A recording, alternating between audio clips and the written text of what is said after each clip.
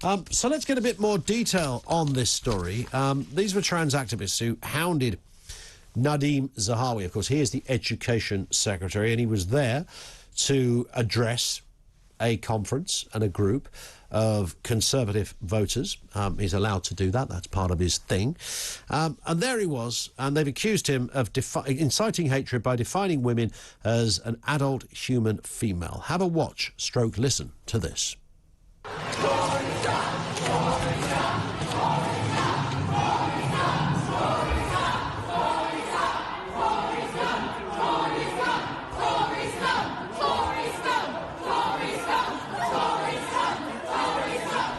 The sounds of the middle classes. There it is. Tory Scum.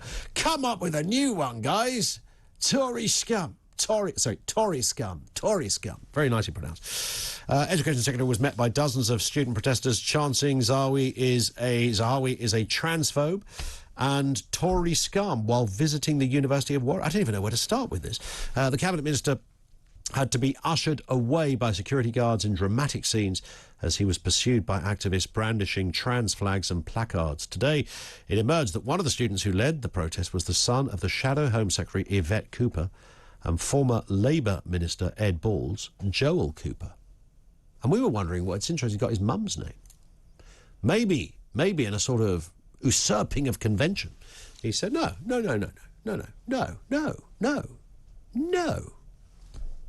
Mind you, if your name was going to be Joel Balls, then perhaps I can see why you might have opted for Cooper after all.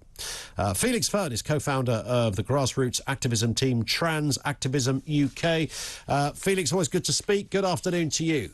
Hi, good afternoon. Nice to have you with us. Listen, I love a protest. I think it goes right to the heart of what we're all about as, well, not just Brits, but living in a free world.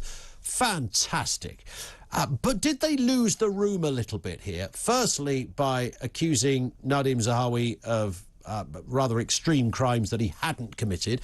And secondly, by kind of reverting to the old tired trope of Tory Scum, which is not very kind, is it? It might not be very kind, but if it walks like a duck and it sounds like a duck, I think it's probably quite accurate. Why is Nadhim Zahawi scum? I would say my opinion on that is more towards the party as a whole as opposed to him as a person. I don't know him personally. I do have some issues with individual things that he said that I do think could be quite dangerous towards marginalised communities. And ultimately, protesting is a human right. They were allowed to exercise it, and they did. He's part of a marginalised community, if you want to look at it that way, of course. Yeah, I'm part of various different marginalised communities. It doesn't mean that I can't be horrific towards another.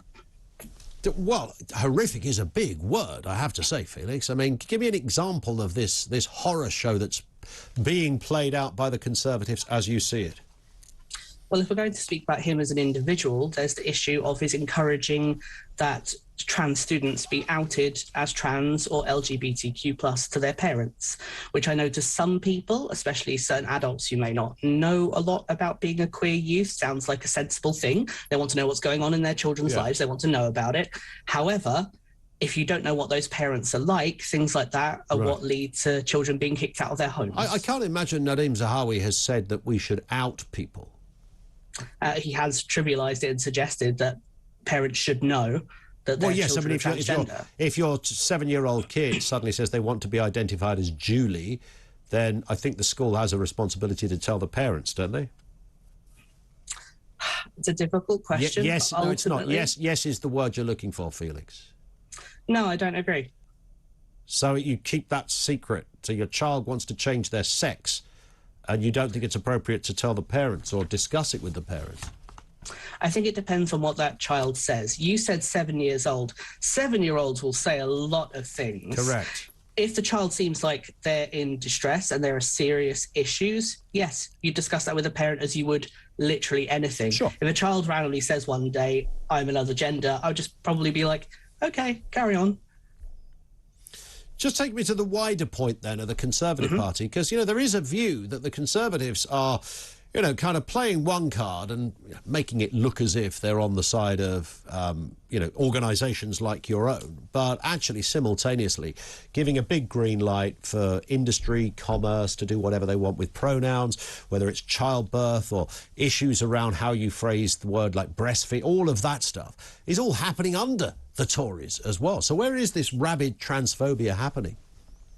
A lot of it has been things like a failure to deliver on promises of change, such as promises that were made all the way back with Theresa May that have simply never come to fruition, like changes to the Gender Recognition Act. There has been a rise in hate crimes towards trans and marginalised people in the UK, and I think it's very naive to suggest that the government that oversees our country wouldn't play a hand in that. Why would they? But what have you heard any minister say, though, that would get a Daily Telegraph reader to roll up their newspaper and whack you over the head with it because they were so outraged by what they'd read? Strangely enough, I don't actually keep a folder of everything that every minister says. So unfortunately, I can't give you direct quotes. The mood. I mean, you're defending the right to, you know, shout Tory scum, which is, you know, it's a bit unpleasant in the kind of kinder politics that we were told the left want to advocate. So there's that. But it would be good to get a taster, if you like, of specifically what any government minister has done recently that would lead somebody to attack a trans person in the street. Did you witness the recent parliamentary debate on the legal recognition of non-binary people? Because I would have seen bits of it, yes. That was horrific. That consisted of at least 3 MPs treating non-binary people as paedophiles, which was horrific. They were accusing trans people of grooming children. They were completely going away from the actual topic of the debate to speak about trans women and trans people in spaces that had nothing to do with the debate. It was incredibly upsetting. But I can remember people making some sort of analogous comments that, you know, might not have been their cleverest moment. But I'm also aware, I don't remember specifically, I just remember reading the headlines, Felix, that some ministers or some speakers had upset people. Because that's a non-binary issue, and, you know, the jury is massively out on what the heck non-binary is, if it's a thing at all. Well, it is a thing. I am that thing. Non-binary is something that comes under the gender spectrum as a whole. I'm not going to be... What I'm saying is psychologists and psychiatrists still struggle to fully define what that is. I mean, I sometimes don't feel like a, you know, I don't know. And help me out on this. I don't always feel like a bloke. I don't feel like a woman either, because I don't know what that would feel like, because I'm not a woman. I'm a bloke, obviously. So would that make me a bit non-binary? I would say that depends on how you associate with it. My sister, for example, is someone I would probably call a cis woman, but she doesn't always feel specifically like a woman, but she's happy to call herself that. That makes her very happy. That's all that matters. The fact is that gender fluidity has existed over thousands of years in every community. It's not something that necessarily has to be defined in order to ensure that people feel included and validated. Several other countries have made legal moves so that people just feel recognised on a little bit of paperwork, which harms no one, but the UK is behind on that. But how far do we kind of, you know, we talk about changing language and losing terms like ladies and gentlemen, which literally no one on planet Earth has ever seriously been offended by, but for some reason it's a good idea to get boys and girls can't exist, breastfeeding can't exist, all of this stuff. No sane person, Felix, including yourself, thinks that's okay. I think that language develops and changes and should do. I think that it does no harm to include everyone. You are not erasing one person by including another, and to suggest otherwise means that we stay still in time and never develop. Well, we do. When you say we never develop, trans people have lived, you know, I've never known a world without trans people in it. It was never, I think in 20 years, I've never ever done a debate about trans issues up until 2 years ago.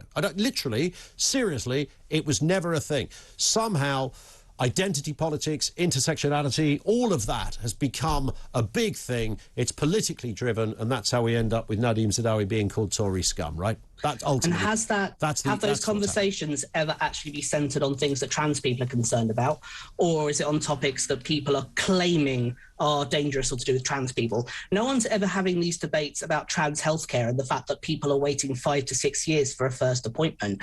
No one's doing these debates on the fact that trans people are dying as a result of a lack of healthcare. Instead, they're having these debates on, oh no, someone said you shouldn't say breastfeeding, how terrible. Yeah. That's not actually important. What's important is acknowledging the fact that trans people are literally dying. Well, it's not important to necessarily have your first counselling compared to somebody who's got terminal cancer if you play that game, obviously. Listen, no one's saying that. Okay. That's such a nonsensical false claim to make. Well, I was Allowing picking up on what you were saying. Is not denying someone else no one's denied healthcare. You're not denied healthcare because you're trans or non-binary. A lot of people are. There are people who have died as a result of a lack of health care, such as trans men who have been seen by emergency services that have refused to treat them because they're not sure whether the person has a uterus or not, even if they tell them that they do. Right. People have died. I'm not going to take an anecdote from you, I'm afraid, Felix, without getting it fully checked. But I thank you for your time as ever. Felix Fern, co-founder of grassroots activism team Trans Activism UK.